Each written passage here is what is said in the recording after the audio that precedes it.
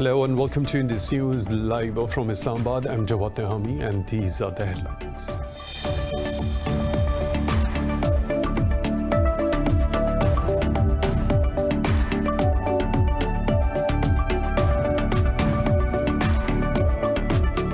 Iran says it has seized a United Arab Emirates ship violating its territorial waters earlier this week.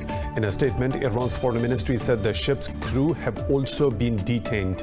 It added the incident comes after UAE Coast Guards shot dead two Iranian fishermen and seized a boat in the Gulf.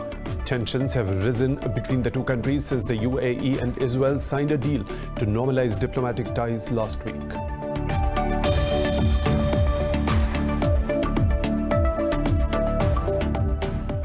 Pakistan's President Arif Alvi says the country's economic situation is improving despite the coronavirus pandemic.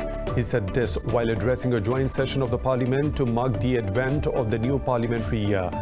Alvi said the world is recognizing Pakistan's successful response to the pandemic.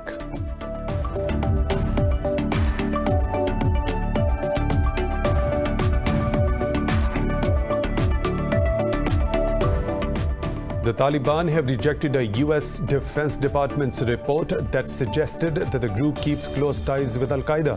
In a statement, a Taliban spokesperson said such provocative reports only serve to make Afghans even more skeptical about U.S. intentions for peace. He said the group is committed to the Doha peace deal and will continue to fulfill its part of the agreement.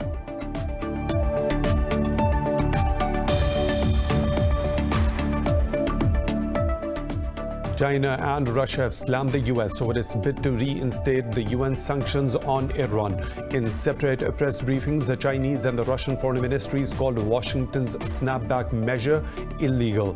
Earlier, U.S. Secretary of State Mike Pompeo threatened to sanction Beijing and Moscow if they refuse to comply with the measures against Iran.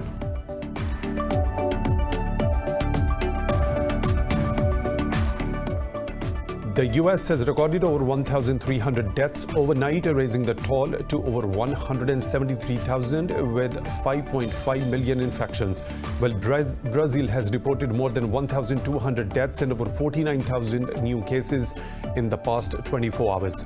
India sees highest single-day jump in cases with nearly 70,000 tested positive, taking caseload to over 2.8 million, while 977 people died overnight.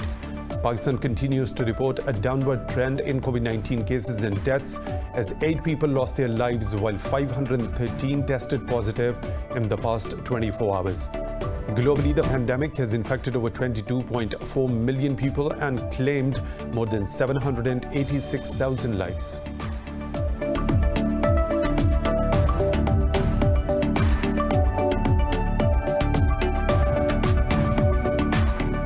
And in football, Bayern Munich beat Olympique Lyonnais by 3-0 to reach the finals of the Champions League at Estadio José Aloued. Bayern will be looking for their 6th European crown when they face Paris Saint-Germain in the final on Sunday.